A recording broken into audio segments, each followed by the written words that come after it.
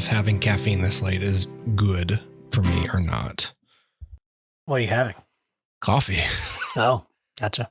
Oh, yeah. I went and poured another cup, and I don't really know why, except for I just felt like drinking some. And so we'll see if that paid. Normally, this medicine can make me tired, and I got up early this morning. I woke up. I told myself that if I ever woke up within 90 minutes of when I had to get up, anyways, I would just start getting up because that's like your sleep cycle length. And I know that when I go back to sleep and I break it, I feel terrible when I have to get up. Yep. And I can't feel that way when I'm about to take kids to school. So this morning, I went to bed last night, fairly early, like 11 or something, not even that early, but and so I woke up at 2 something. And then I woke up at 5:10 and I was like, all right, 5:10, I'm getting up. Yep. Here it is. And so I had a nice morning, Dustin. I brewed coffee. Hey. It was so cold in my house. It was great. It was freezing. Yep. And so I sat down and I warmed up and I read a book. I journaled. Nice. I did I did all that wellness shit, man. Nice. Got my journal out. I reflected. I wrote some stuff down. Nice. And I logged some miles in a book. And then my son woke up and started making noise way too early. And I ignored him and I kept reading. Yep. So I was hoping for all that sleep pressure to carry me into bed. And I'm sort of suppressing it with this caffeine. So we'll see. Yep. Not because I'm tired, just because I feel like drinking coffee.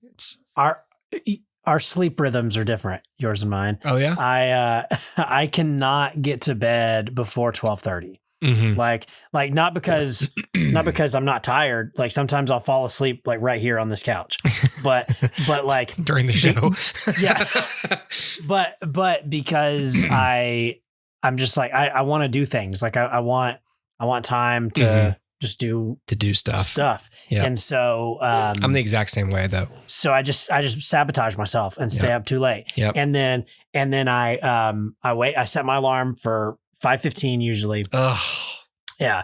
And so I'll go to bed. I sleep straight through, I crash in 20 seconds. I'm out, sleep all the way through 5:15. I'm woken up by my alarm, slap it, go get a quick shower, slap it, get a quick shower, out the door by 6 is usually the plan. And then I'm on the road and I'm sipping caffeine on the road to help me wake up, which is not great, but there you go. And then I get to work. If traffic's bad enough, I go straight into work. If traffic's great that morning, which sometimes it is, then I'll end up taking a power nap when I get to work in my car. Yeah. Then, do the whole shebang and then come back here and usually just do the whole thing over again. But I try not to have caffeine past 6 p.m. Not because caffeine affects me, because I genuinely think if I had a soda at midnight, I'd be asleep at 12:15.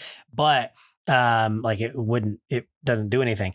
But just because I know that by 6 o'clock, I need to just be having water. That's it. Yeah. And so the majority of my water intake for the day comes in the evening. Which trying to catch up. Also is probably not great, but there it is. And so that's my entire day. It's this big mess. If I could just get in bed by 10:30, which is what I used to do before I had a son. I was in bed at 10:30 and then would wake up usually around the same time. And whatever. But now it's just I think I'll just stay up for a couple extra hours and play a video game or watch a movie or do something. And that sabotages me, but I don't care. The cycle I've been stuck in since I've had kids, especially because I had morning job for a long time too. It's just the only time I get to be me is when no one needs me. And it became the only time no one needs me is after 9. Sure. And then you're just but I should sleep. Yep. And so right now I'm in the spot where I'm okay, you need to start choosing sleep and you need to spread out the things you want to do a little bit more. Yep. And so right now for this 30-day period, I'm just trying to get to bed by midnight. Yeah. And then after that 30 days, I'm going to try and get to bed by 11:45. Yep. And then I'm going to do 11th. I'm just going to step it up until I find some block I can't stick to. Yep. And then I'll go, okay, well, so getting out of bed earlier sort of helps. Cause then I go, listen, if you wake up, like, and it's usually because like, oh, but I want to keep reading, but I'm tired. Like, okay, don't push through. Just go to bed now. And then if you end up waking up early, you can read then, Yeah. So that's my whole thing right now. So it's funny that you say like, it's the only time you can be yourself is when nobody needs you. I don't know if like I've ever thought about it that way, but like for me, I've always been a night owl anyway. Like, back when we were in college, same for me. We'd stay up late playing games or whatever, or like even after, like we'd all like end the night and like, all right, we'd all go into our rooms and like, I'd still be up just like doing who knows what. Cause you're recharging. Exactly. Yeah. It's like, I don't know if it's that introverted thing where it's like, I just need some time, like close the door, recharge it. Yep. Because like I go to work all day and I'm forced to be an extrovert at work. Yeah. And it's one of those things where you're at work, people are constantly calling you, emailing you, slacking you, texting you, whatever. And so you're responding to all these things and you're going up to people and you're initiating meetings and you're asking questions and like talking. And so it's just good to like have a minute. Like I always tell Sarah, like it's good to have a minute to decompress. Mm-hmm. Like, yeah, but it's also good to have a minute to recharge, like, and just sit in the silence, even if the silence has a film like playing or whatever. Like the silence is as an introvert, I'm not initiating talk. I'm not. You're in control of your stimuli. Yeah. I'm not having to step out of my comfort zone. Everything's coming to me, and it's only things that I want. Mm-hmm. And so even that can be like being at home. Like the only things coming to me at home, my wife and my son. That's fine. I want that, but yeah, at work, for 9 hours a day, it's like, I wouldn't be talking to you if I weren't being paid. Yes. and that's how it is. Yeah.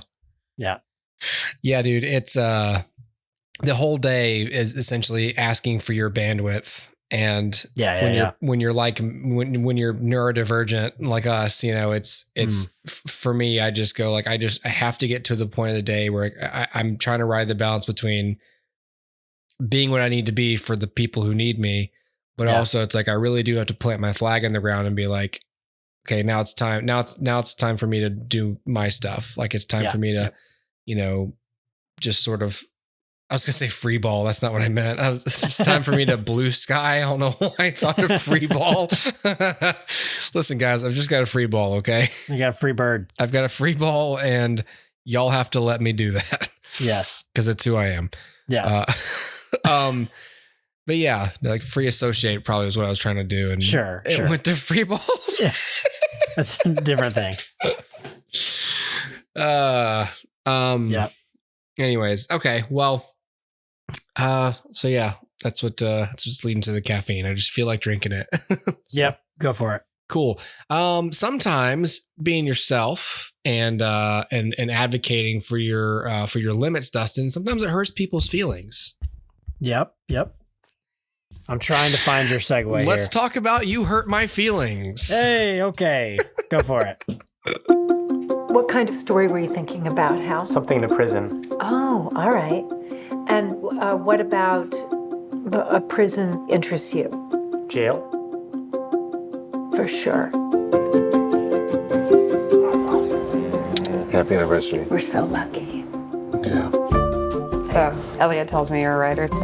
In your last one, it should have done better. There's lots of new voices. Refugees, cancer, murder, abuse. I'm an old voice. You're the best voice. Maybe if Dad hadn't just been verbally abusive, it would have been a bestseller. Don't say that. Your memoir is great. Your new book is great. How are you? Feeling a little off my game. The only reason she makes me a salad is because she wants me to lose weight, which is passive-aggressive. I want you to be healthy. Doesn't matter. Can you shut up and keep talking? Don, you want to intervene here? We can do this at home. Leave him alone. He looks tired. I'm aging. What are you, nuts? You get Botox? Well, I just get a little bit right here. You know, I can still move my eyebrows. Watch. It's so expressive. Look. Come on, we'll go sneak up on him. Can you say anything? No, I can't. It feels too late. Oh my God. Oh my God. I think I'm gonna throw up. Okay, right, right here. No, I don't think I can. I can't. Going back. If I did say that, you took it out of context. Are you gonna gaslight me now? He's been lying to me this whole time. I wasn't lying. I was encouraging. That's not true. You were lying to be encouraging. You know what? As an actor, Mark isn't always great. So the times when you don't think he's good, what do you say to him?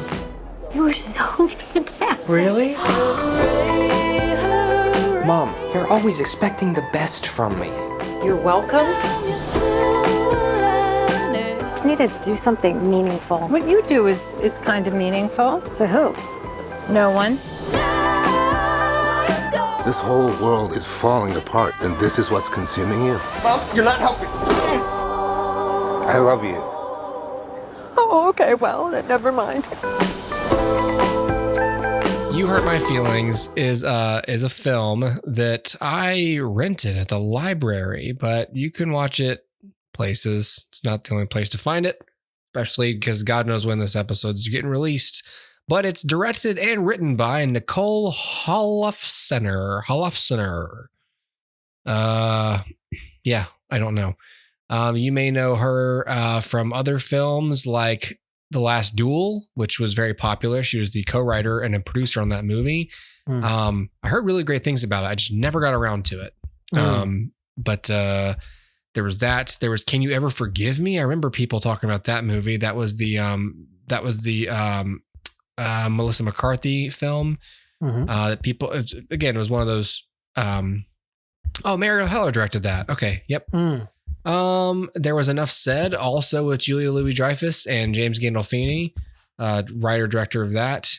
And then if you remember Friends with Money, from 2006, I remember the name. I never saw the film. Yeah. Anyway, writer director of several critically acclaimed films. So I still need to check out The Last Duel. Damn it. I feel like a jerk. Anyway, so this movie, like I said, stars and is produced by Julia Louis-Dreyfus. We've also got Tobias Menzies in here. This is a funny last name. But Tobias Menzies, I know him from The Crown. He was in the middle seasons of The Crown as Prince Philip.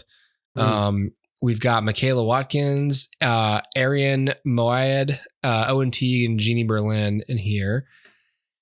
And it's I would say it's a one of those middle budget movies we love. But You Hurt My Feelings is about a writer. Julia Louis-Dreyfus is a creative writing teacher. She just wrote her first nonfiction novel. She usually writes memoirs. And she and as among the drama in this movie is she finds out that her husband Don, who is a therapist, finds out Don doesn't like her new book, and it throws her into like this state. And that's like the plot. That's the plot. Sure. But it's a movie about marriage and about honesty, white lies, parenting, constructive criticism, the difficulty, at least for me, the difficulty of being in a relationship with a creative person, or the possible difficulties of such a thing. Cause there is that angle of, can you be honest? Do you like my book? My book is me. You know, that matters. So I saw the movie and it's like, I finished it and I was like, you know, this is one of those movies I actually think spouses ought to watch together. Because it's just one of those movies where you end up pausing and saying like, I don't know, what if that was us, you know? And then it spurs like a fun discussion. It can hopefully spur a fun discussion where you discuss like these very issues. And I think that's part of what's great about movies. So it's not laugh out loud funny. It's not broad, you know, no one gets kicked in the nuts in this movie or anything like that. No fart jokes. It's just very understated humor that's rooted in truth. So it's a comedy by genre, but it's not a comedy. It's a I don't even want to call it a dark comedy. It's just a subtle comedy, maybe. Sure. It's sort of like we said, sort of like Leave the World Behind, and maybe some other movies we'll talk about coming up, but it's not a film with a conclusive ending or a bow on it. The movie ends and you've got arcs that have happened.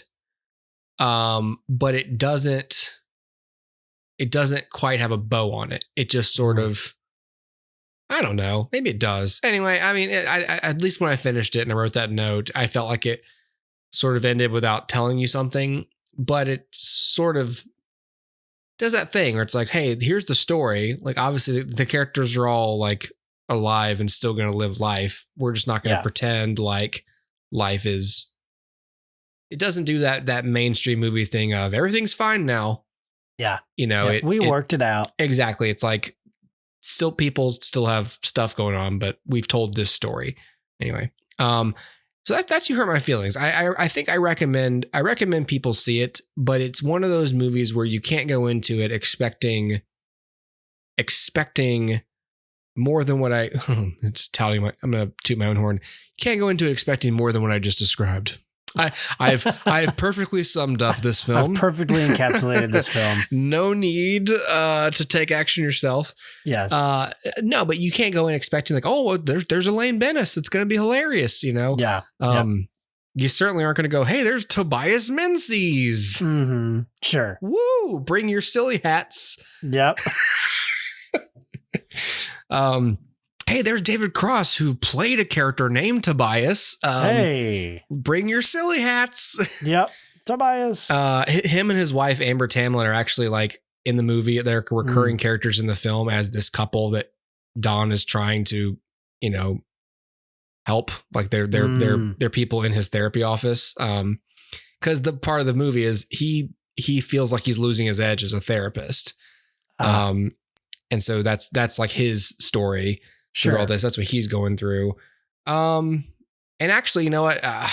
The other characters, the sister character, I think that's played by Michaela Watkins. Yeah, Michaela Watkins, and then Arian Moayed.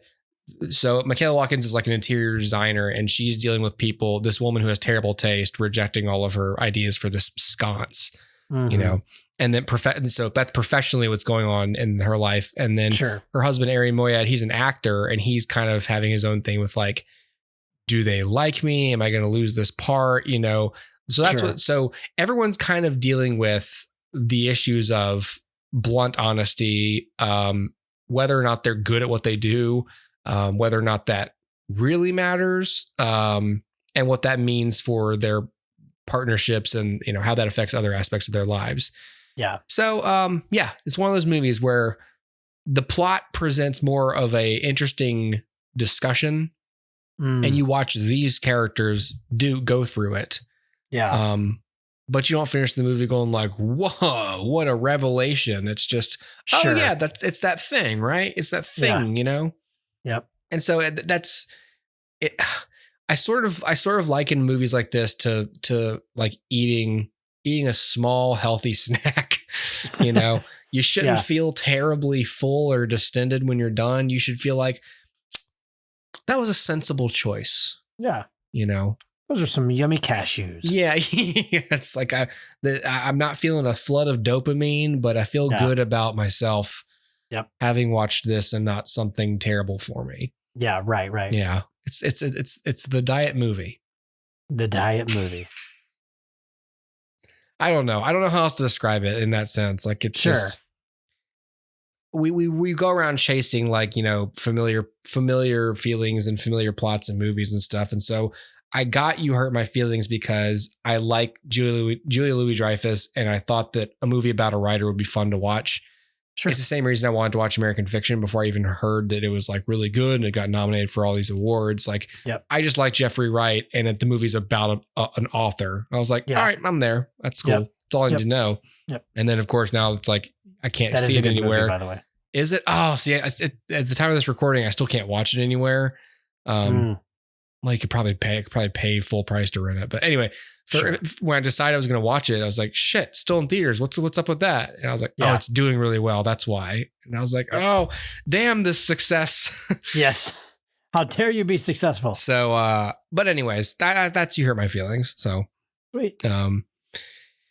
Okay. So this film took place in New York, and I presume so did one of your movies.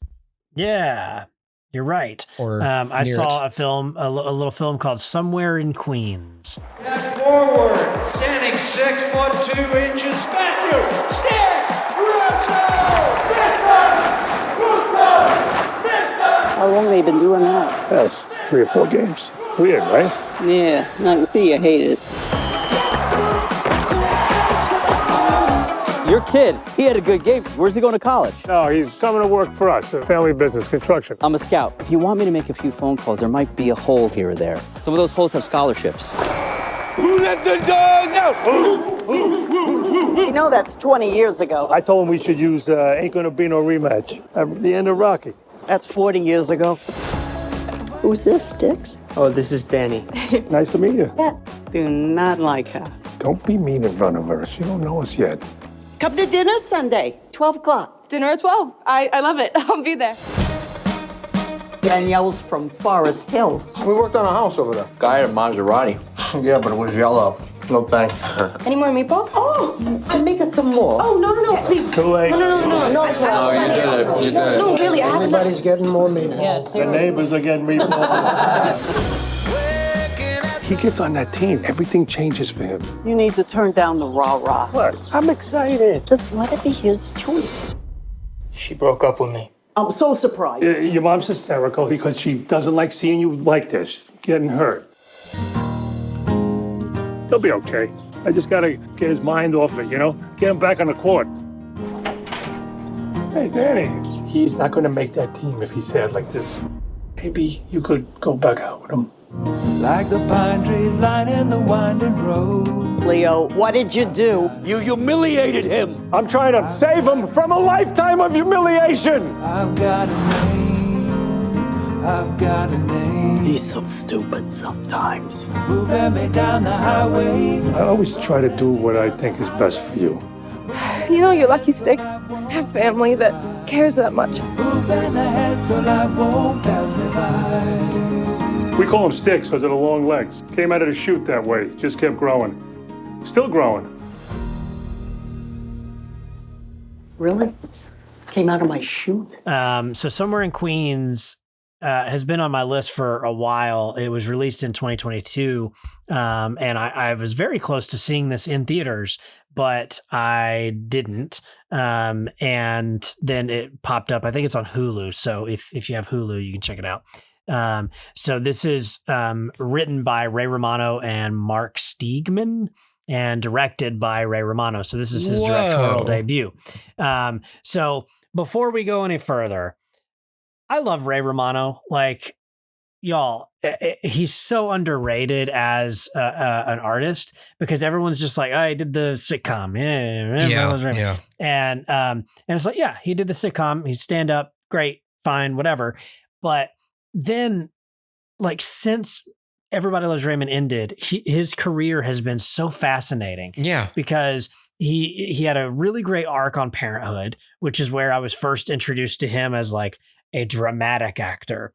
And so I'm like, okay, cool. He's on Parenthood. Great. Then you see The Big Sick and it's like, oh, like this is like real drama, like not just TV drama. And like, this is great. Yeah. And not that Parenthood's not great. I love Parenthood. No, but Parenthood is network drama. Like it's network drama. It can be compelling, but it's ultimately very controlled and safe. Correct. And then The Big Sick is very honest and brutal sometimes and like, and also very good. And then like you see like The Irishman and you're like, look at this guy. He's now working with Scorsese, like sharing the scene with De Niro, like he's, a peer and he is. And then comes his directorial debut, Somewhere in Queens. And so, like I said, he just doesn't get enough credit for what he's been able to do after his sitcom. In a lot of ways, it's a little bit of like John Goodman syndrome, where like John Goodman was great on a sitcom. And then like suddenly everyone's like, oh, this guy's just really good at everything. Right. And he escaped that sitcom role to the point where like I never watched Roseanne. Yeah. But I do not associate John Goodman with ever having been on a sitcom. I was very shocked whenever I learned that. I was like, John Goodman was on a sitcom? And he's still on a sitcom. He's still on The Connors. Oh, that's right. and I'm like, he's actively on a sitcom on the television right now. Yeah. And I do not associate him with that. Yeah. But Ray Romano, all that to say, Ray Romano's great. And I love Ray Romano, and his directorial debut, I gave 3.5 stars. It also stars Laurie Metcalf and a bunch of other Jennifer people. Esposito's in here. Yeah, Jennifer Esposito's in here. John Manfrotati, I guess is how you say that. Which he's kind of a Ray Romano staple. He appeared in a lot of Ray's stuff, another comic, and he was on the sitcom too. Yeah. And I think he played one of his friends on Everybody Loves Raymond. Gianni. And Jacob Ward plays Ray Romano's son. I'm not familiar with Jacob Ward, but I thought he did really, really well in this role. He's not hyperlinked. Oh, okay. So there you go. Maybe he's new. And then Sadie Stanley kind of rounds out the main cast. She's a young actress. Again, I'm not super familiar with her. I don't know from that the Goldbergs. Basically, is her big. Oh, gotcha. Yeah. And she, I think, played Kim Possible in a live action Kim Possible movie. Oh my God. Sorry, right? I'm just looking at it. Yep. Wow. So that was a thing apparently that I didn't know existed until now. Wow. But yeah, so that kind of rounds out the cast, and they all do really, really well with the material here. And of course, Ray does well. He wrote it, so like he's got the inside track. But he probably knows well enough to write it to his strengths too. Yeah, exactly. Yeah. Exactly. It's a little bit of like Sylvester Stallone syndrome. Like this is what I'm really good at. Yeah. So I'm going to write this role for me. Yep. And it's exactly what it needs to be. And interestingly enough, one of the quirks of Ray's character in this film is that he constantly is quoting Rocky movies as life advice. And that's super endearing. As and we all should. As we should all always be quoting Rocky. Yes. You should see our Rocky episode with Cynthia. if you'd like a healthy heaping of that very action. Correct. But yeah, so the plot's pretty simple. Ray plays Leo Russell, and he's married to Laurie Metcalf, who plays Angela Russell. They live Russo. Just kind of. Russo. Sorry. How dare you Americanize their names? I Americanized that. Wow. How did I even get that? Russo. And they this is Queens, not Cleveland. they live in Queens and kind of live just like a normal life with their son. And he kind of works a job with his family. It's a family business. It's not super successful. He doesn't make a lot of money, but he is able to take time off and be at all of his son's basketball games. His son has struggled throughout his time in school and making friends and all of this. He doesn't talk much, and he's very like quiet, contemplative, odd kind of a kid.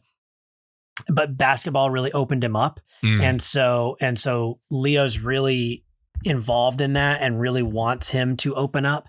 And so things start to change as time progresses, and we're getting ready to. For Leo to graduate, or for Leo's son Styx to graduate. And so he has a new girlfriend, and he's head over heels with this girl, and she breaks up with him when he tells her that he loves her.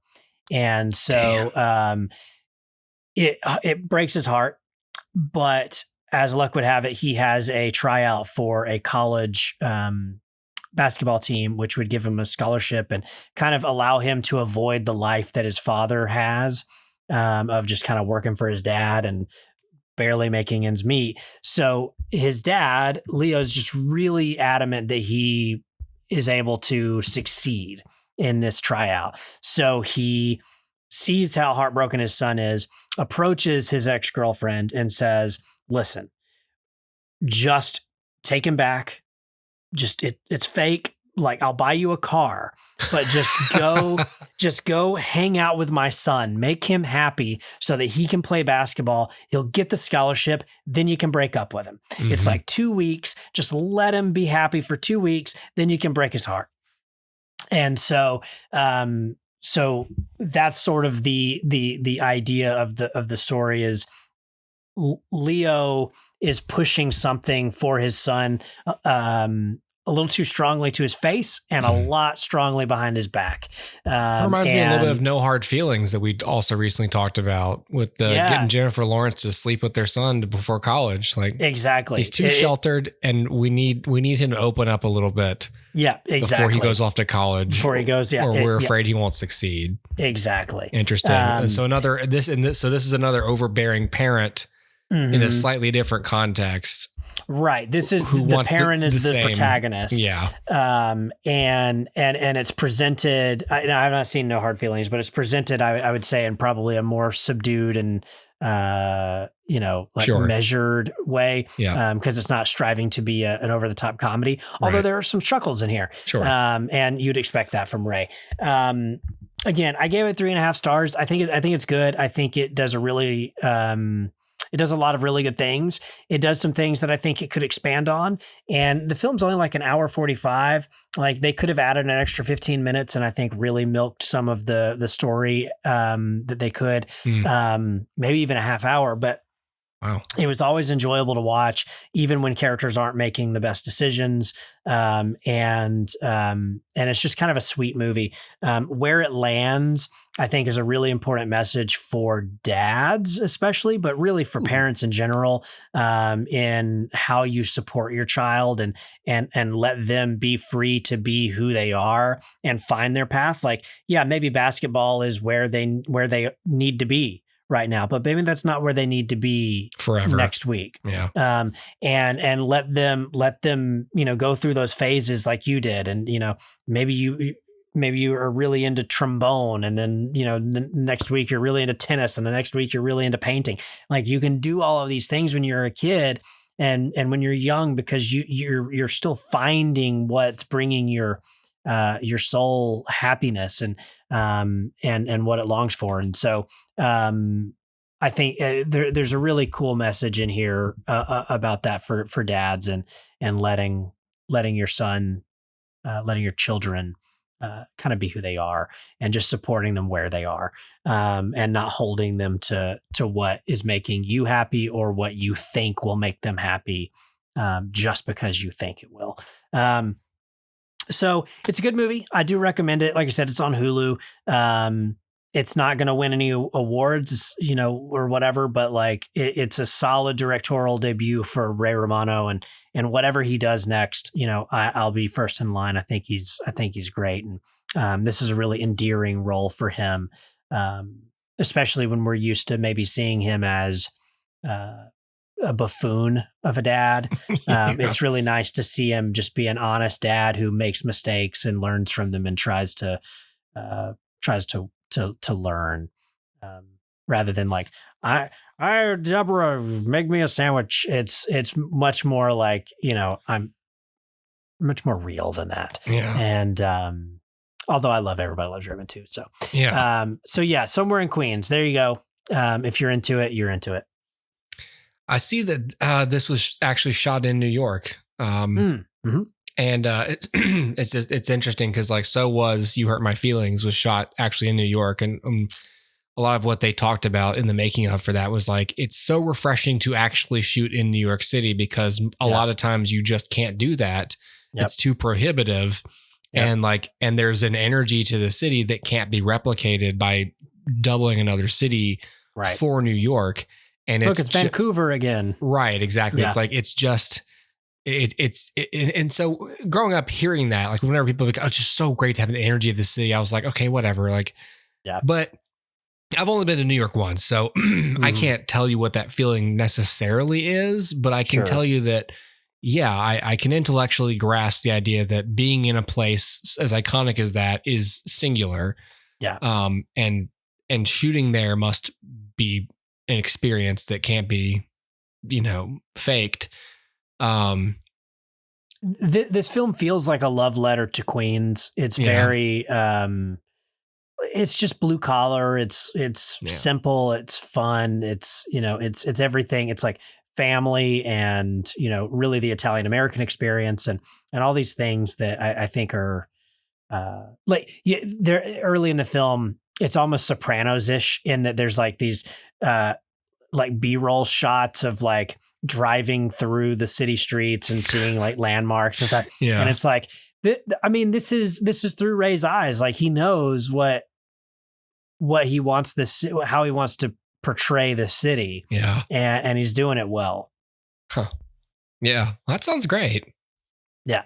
Good. I'm glad for Ray Romano. All right. You had a third one, right?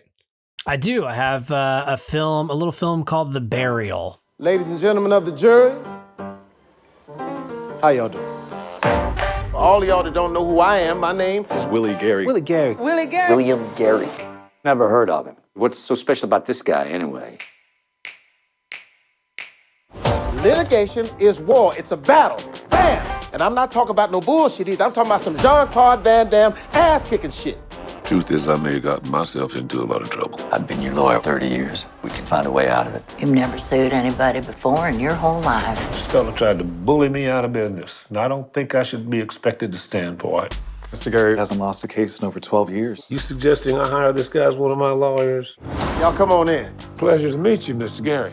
Let me introduce you to my comrade. How do you feel about working with black folk? I suppose I am a little prejudiced. Did you meet my team? I'm Chris. Deshaun. Reggie Douglas. Gentlemen. He's suing us? He's suing us? We are a $500 million corporation. So, how much money y'all trying to get? $8 million. That ain't enough money. $100 million. Who is this clown he's hired as a lawyer? You'll fight him, man. What made you want to do it? Because he tried to mess with the one thing that means the most to me in life, being able to leave something behind for my grandchildren. Let's play some music. Sun is shining, sky is blue. Her name is Mame Downs. Graduated top of her class from Harvard Law School. They had a nickname for her around the office. The Python. I wouldn't get too used to me being kind to you, Mr. Gary. Once we begin that trial, I will destroy you. Can't you see that we're golden? We don't have a snowball's chance in hell of winning this case. Just trust me, okay? I may have found something. What does it feel like to be some small-time nobody On the verge of bankruptcy. Walking tall, What if I don't win? And I let all these people down? You have been trying to turn this into your own one-ring circus. I got my damn life on the line. I know that, Jerry. Did it ever bother you? oh, the hypocrisy, the hypocrisy. You sit your ass down. I'm objecting, Your Honor. Hey, wait. What's my... We can't split the pole. Can't split the pole. Now, come on, Doc. So The Burial is streaming on Prime. So if you have Prime, I gave this also 3.5 stars. It's like all I give anything right now. But this film stars Tommy Lee Jones and Jamie Foxx, as well as a bunch of other people, most notably Journey Smollett. It's co-written and directed by Maggie Betts. So Maggie Betts is kind of a new director. Like I don't know who she is, but she does a pretty good job here. The Burial is based on a true story. And stars Tommy Lee Jones as Jeremiah O'Keefe. Jeremiah O'Keefe is an owner of a family business going back generations in his family. They are undertakers. They own funeral homes. They sell life insurance policy, all these different things related to life and death. And he is falling on hard times. And so he is approached by a man named Ray Lowen, who is a huge corporation owner. He owns hundreds and hundreds of similar businesses. And he's just trying to scoop all of them up because, as he says, all the boomers are getting ready to die. And then when they die, I'm going to be making so much money. And like that, his whole point is like, I'm just waiting for all the boomers to die, basically. And so he offers Tommy Lee Jones a buyout. He's like, look, I'll take 3 of your shops off your hands, and in exchange, I'll give you the cash you need to keep, your other ones, and all this kind of stuff. And so they have a handshake agreement. Tommy Lee Jones walks away. They get a contract drawn up after the meeting, and then the Mr. Lowen does not countersign the contract, and decides to wait Jeremiah O'Keefe out, which to him feels like a death sentence. He's waiting for me to have to file bankruptcy, and then he can buy all of my shops at a bargain price. So he contacts Willie Gary, played by Jamie Foxx. Willie Gary is a really charismatic, basically ambulance chaser attorney, who deals mostly with like personal injury, but he's very charismatic, and Tommy Lee Jones strategically believes that there will be a predominantly African-American jury and a good chance of an African-American judge. And so if they can get Willie Gary on their side, he has a good chance at winning a suit that he's now putting up against Ray Lowen. So he's trying to get, I think, like $4 million just so he can stay afloat and stick it to Ray Lowen.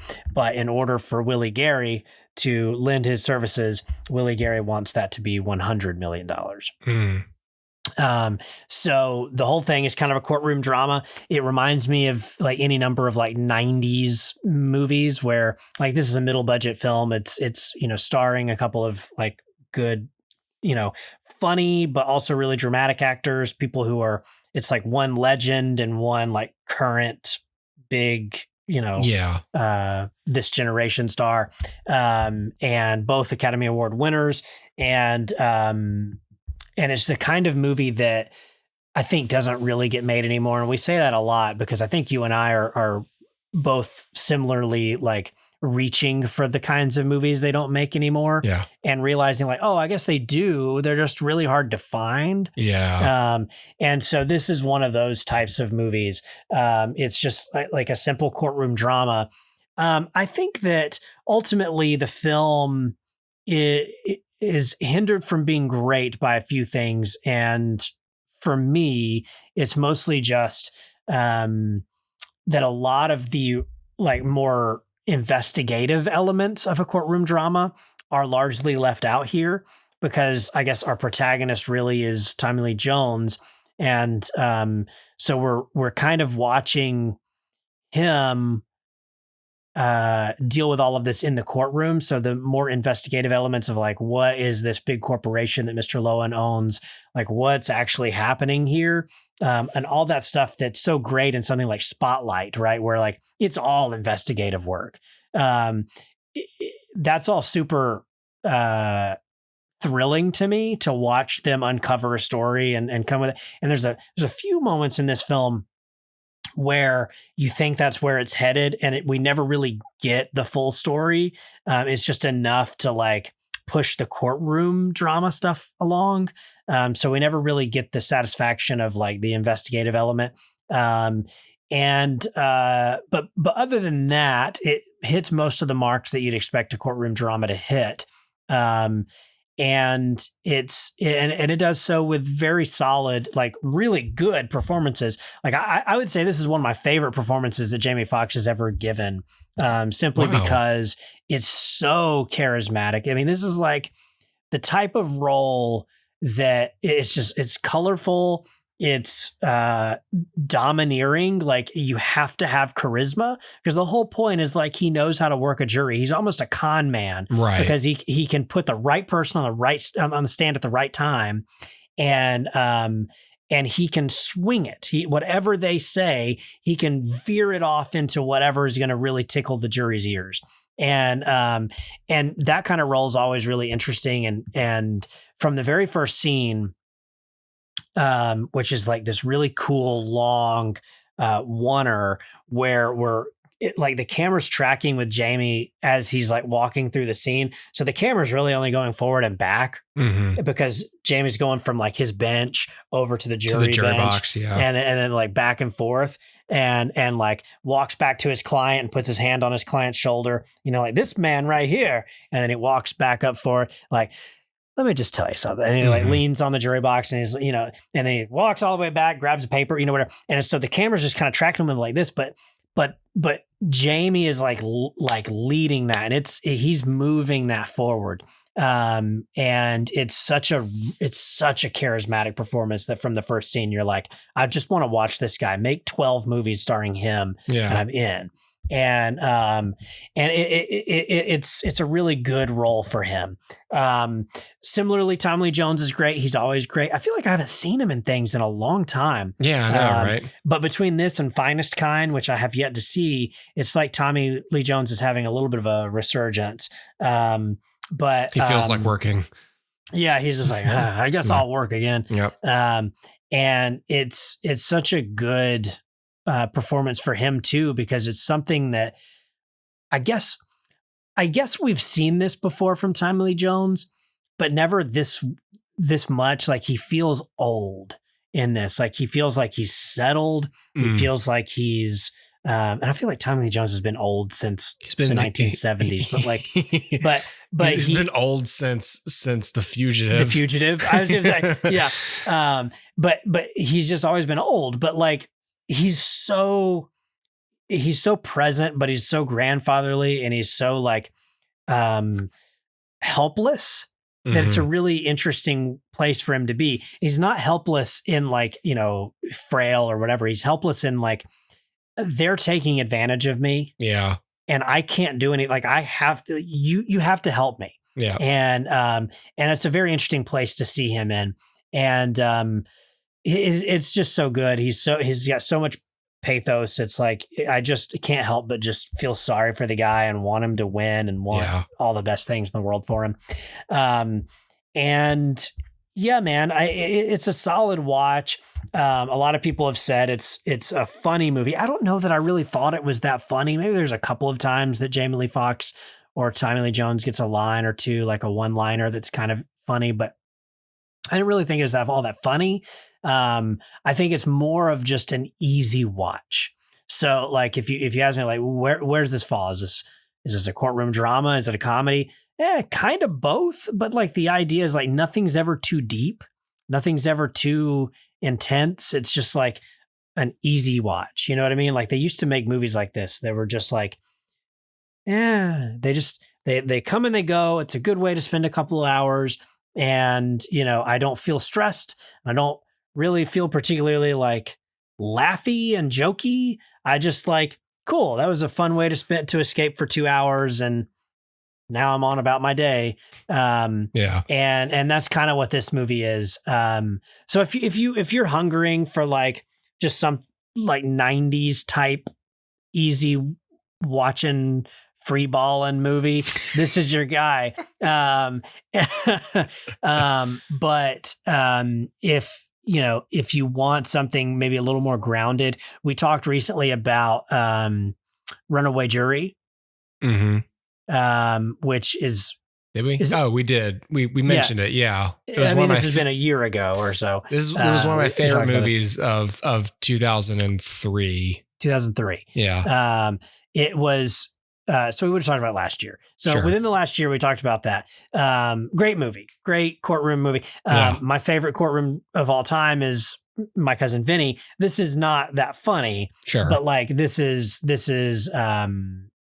just a good like crowd pleaser. And again, they used to make movies like this in the 90s. You'd just go to the theaters and everybody would be like, that was good. Cool. Yeah. Great. Yeah. Let's go grab some ice cream afterwards, you know, like that's it. And now everything's either like it's grim dark or it's really, you know, like it has to be really raunchy or it comedy has to or subvert the genre. It has to deconstruct something. Yeah. Everything's a deconstruction. And it's just, the reality is like a lot, like movies like this used to be not that important. Yeah. Like they were just entertainment. And maybe they were based on it. Then they're usually based on books, and maybe they had to do with maybe it was historically like it was a real case. The people were real. Yeah. But other than that, it was just like, we just want to make an entertainment movie, and it happens to be based on something someone already wrote, Right. Yep. That has enough traction. We optioned it 10 years ago, and there's finally some interest. Or Jamie Foxx Jamie Foxx, I see as a producer on this. So like, Jamie Foxx is really interested in this story. Like, I guess it's time to make this movie. And, it's there you go. So like that's the thing that like that filmmakers may not always say is like, sometimes you just make movies to make entertainment. Yeah. Yep. David Fincher and Christopher Nolan and Martin Scorsese want to make movies that are like, they want to make cinema. Yeah. And they take the art form very seriously and abstractly. Mm. And then there's people like Sean Levy who are just like, I just want to make an entertainment movie. Yeah. Or Christopher Columbus. It's like, I just want to make a good movie. Yep. It doesn't have to be an incredible movie. It doesn't have to be a memorable movie. Just want to make a good movie. Yep. You think about like, I guess the 90s was like the explosion of the family movie, like those Disney movies like Honey, I Shrunk the Kids or whatever. And it's like the stakes aren't very high, but whatever. Like this feels akin to that, but this is not family friendly. Like this is rated R, but like it's not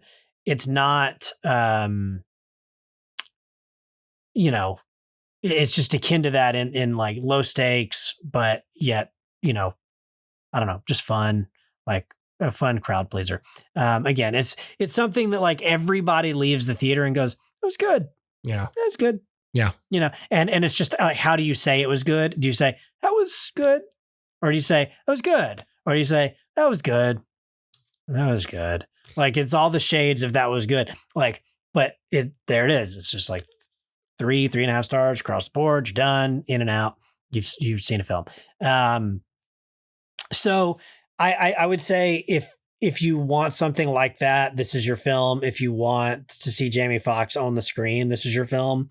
But this isn't going to challenge you. This isn't going to be your favorite movie. And it's probably not one you'll ever really revisit unless you watch like a few key scenes just to, remember what a beast Jamie Foxx is in the first little bit. Or throughout, but it's a good watch. And I was never bored. I was never disengaged. I thought it was fine. And it did exactly what it needed to do. And that's all it did. And, you could say it could be more dramatic or it could be funnier. Sure. Or it could just be what it is and it's fine.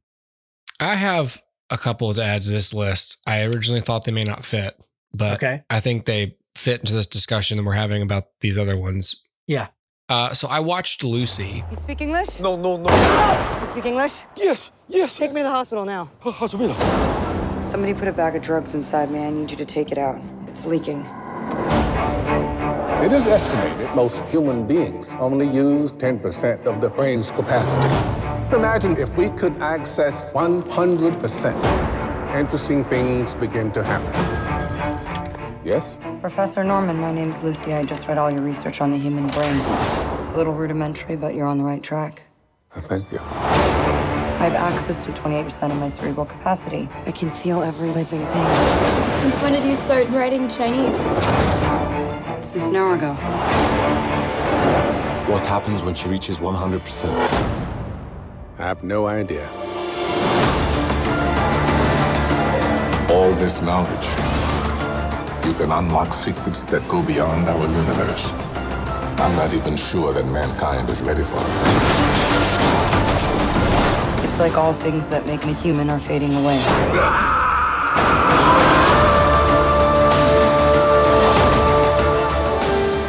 The 2014 film directed by, actually written and directed by Luc Besson.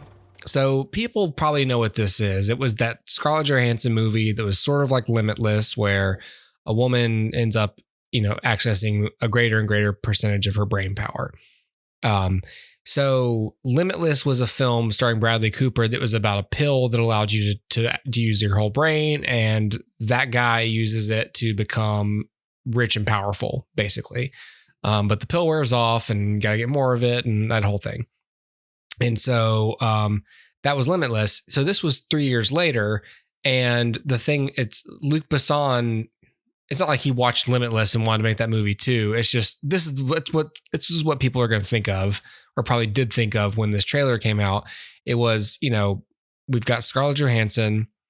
It is a drug, but it's not the same kind of pill taking form. And it's a Luc Besson movie. And so there's that. So Scarlett Johansson stars as Lucy. She's an American student in Taiwan, and she gets forced into being a drug mule. She's kidnapped, sedated. They put a bag of drugs in her stomach, and her and a few other people, and they're like, you're going to you're going to take this flight to this thing. You'll get put under, they'll take it out, and you'll be let go or whatever. She wakes up in some like dungeon or whatever. I guess that, she never got on the plane, or someone kept her. I don't know.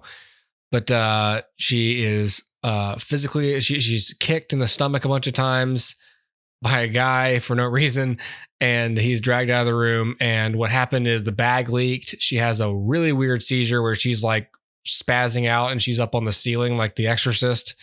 And she should be dead, but she instead just gets really smart, escapes, shoots a bunch of guys, and gets a hold of Morgan Freeman, who is like a professor, like an evolution professor or whatever.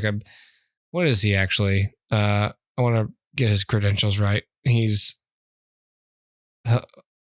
research may be the key to saving her. That's all it says here. Anyway, he's studying the very thing that the plot needs to give her information. And she gains more and more of her brain power, which he has already exposited in a big lecture at the beginning of the film, would give people control over matter and control over over their own body and other people's bodies. And then who knows what, which probably is not true. I don't know what happens if we access more than 10% of our brains. There's actually a bunch of research that whole thing is a myth. It's, the 10% thing is bullshit. So there's that. So whatever, you kind of have to just set aside the fact that the plot's probably nonsense and just sort of enjoy the film. And remember, you're watching a movie that Luc Besson not only directed but also wrote. This isn't Shakespeare. It's just a fun science fiction. Morgan Freeman even says, like, at this point, we're probably wading into science fiction, and that's where I go, great. This is what lesser filmmakers would instead have a character say. Don't think about it too much. Don't think about time travel too much. Don't think about the rules. But that was like, we're wading into science fiction. And I was like, yes, we are. It's a movie where Scarlett Johansson gains phenomenal cosmic power as she essentially becomes a god by the end of the movie. She's invincible. And that's probably what's least interesting about the movie is for the first 20 minutes, Scarlett Johansson is great. Her acting is really good. She's a vulnerable, regular person in a horrible situation. And then as soon as she gets to 20% brain power, she's unstoppable. And she cannot be hurt, killed, defeated. And her performance changes because now she's so smart that she's post-human, basically. So it's a little different. It's not, she's less and less human because there's less and less attachment and less rootedness in humanity. It's not that she becomes robotic in her performance. It just gets less human, which is still fine. Scarlett Johansson's great in the movie. Casting her was a great decision. This has actually solidified her as like a leading star, even though, you're like Scarlett Johansson. It's like, well, she's been in the Avengers at this point. This is the same year as Captain America, Winter Soldier. but she's a side character in all those movies. And this movie, like that, she's the star. And this was really the first time that she had led an action film. This movie made a lot of money. It made $469 million on a $40 million budget. This made good money. And so this was big for her career. I think the movie also does pretty well with like the effects, the big ideas, the heavier themes. When you zoom out and you get as smart as she is, the movie is mostly about her just trying to get the other bags of medicine and make sure no one else gets a hold of them. It's not like someone pointed out, like Limitless was all about a guy who uses this ability to gain power for himself. And Lucy is not selfish that way. Lucy's selfless. She instead immediately sees that, oh, no one should have this kind of power. I need to round up these bags, and I'm going to help entities get the bags. And then here's what because I'm probably going to be dead soon. And so there's all kinds of crazy stuff that happens by the end of the movie. She's like, time traveling and like going back to the Big Bang. And so there's some really trippy stuff that happens in the movie. It kind of ends. Someone said it's a mixture of, what do you say? Luc Besson said he wanted the first part of the film to be like Leon the Professional, drug smuggling. There's guns and drug lords. Second part to be like Inception, kind of. There's a little bit of transcendence in there. The Johnny Depp movie with the, and the third part to be like 2001: A Space Odyssey, and it kind of is in a way, So I say in the terms of this film, mission accomplished. People just took the film super, super seriously, and they were like, "Oh, it just can't really happen." It's like, okay, Jesus Christ, you guys, it's a movie. Anyway, I recommend Lucy. It was entertaining. Yes, there are elements of it that are kind of stupid or just sort of like plotty. It's fine. It's fine. I got what I wanted out of this. So, yeah. The other thing I saw was The Killer. I find music a useful distraction. A focus tool. Keeps the inner voice from wandering.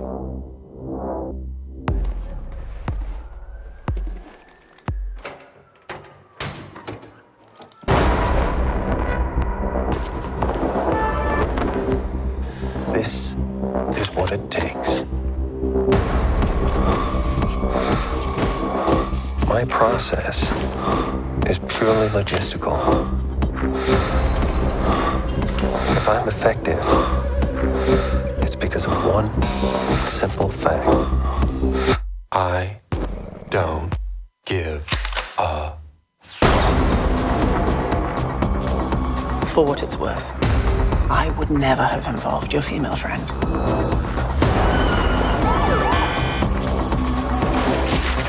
Forbid empathy. Please. Trust no one. Fight only the battle you're paid to fight.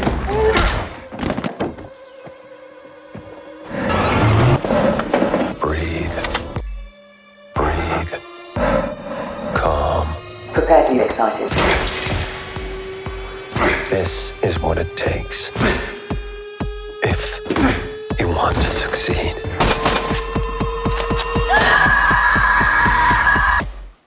Hey. This is the David Fincher movie from 2023. And I saw this again on kind of a whim. It's a Netflix movie. We've got David Fincher directing, Michael Fassbender starring, and then you've got appearances by most notably Tilda Swinton, but you've got other actors in here. This is a movie about a contract killer. Essentially, goes on a revenge kick.